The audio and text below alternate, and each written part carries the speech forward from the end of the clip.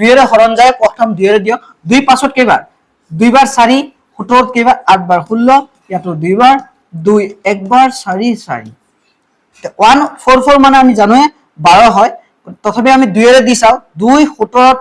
14 কেইবাৰ 7 বাৰ 2 বাৰ 2 কেইবাৰ 3 বাৰ 6 বাৰ 2 18 বাৰ 2 9 বাৰ 3 3 এতিয়া চাও তিনটাকে জোৰ পাতিব লাগিব এটা ওলাইছে দুটা ওলাইছে ইয়াতে 3 শৰ্ট আছে